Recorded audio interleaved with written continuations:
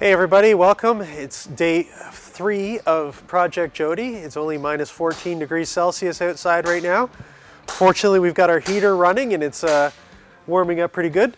Right now we've got Bruce banging away over on our old engine, taking off the valve cover. We're going to take a look at what's happening underneath there. We've got a to-do list started to keep track of what we don't want to forget. But today is going to be all sorts of suspension and little bits here and there while we're waiting for parts to come in. And then transferring all of that over to the new engine, and with luck, we can start maybe getting the engine onto the hoist in hopes to get things in tomorrow. We're a little bit behind, but that's mostly because of parts of what we found on day 2. But luckily, we were able to have enough time and support from all of our friends, and with luck, we'll get things going on. I'll give you some updates as we go. Here's the engine out of Jodie. We're just about to pop the valve cover and see what's inside. We have no idea what's wrong with this engine. All we knew was that 1 and 4 had 0 compression. That's all they told us. Bruce is going to do the honors here, and we have honestly no idea what's going to be inside.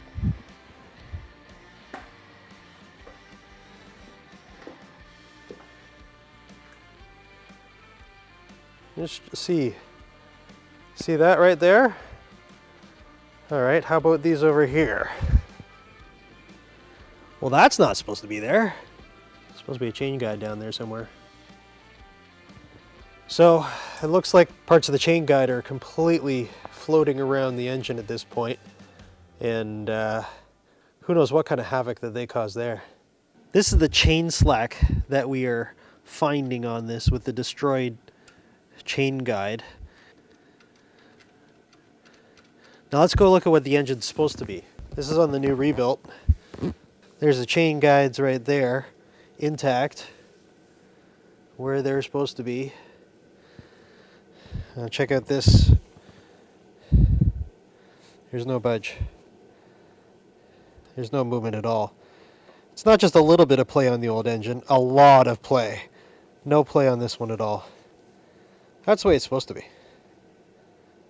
Situation update, ended up breaking a bolt into the timing chain cover. It wasn't like we were over torquing it or anything like that, it was just hand tightening, and the bolt snapped and unfortunately has flummoxed us in trying to remove it.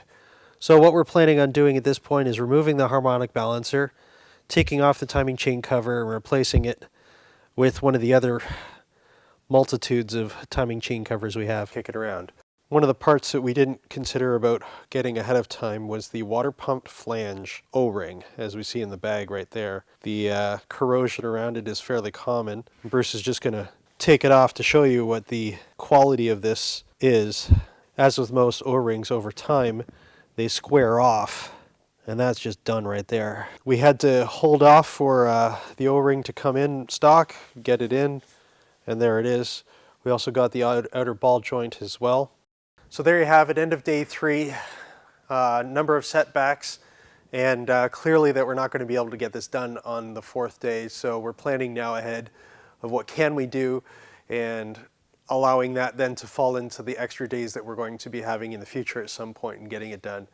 It's unfortunate that we couldn't get it done, but you really can't help whenever bolts break and you just can't get them out. You can't help whenever your lower control arm bushings are completely roasted and you can remove them with 2 fingers. You want to get those things out as fast as possible and get some new ones in there. So that's it for day 3. Tomorrow we're going to be back trying to take care of a couple of things, or the harmonic balancer we're going to remove. And there's Bruce now. Bruce and Bruce decided to let's pull the harmonic balancer today. There it is. So for those tech side, what's needed to get this job done? A 120 millimeter M12 by 1.75 is what we used in addition to the stock or original harmonic balancer bolt. We have Bruce disassembling the basic 3-point pulley puller, and the harmonic balancer is off. Check back again for the next update. Until then, R53 Life, we'll see you again. Don't forget to hit subscribe and check us out on both our Facebook and YouTube channels.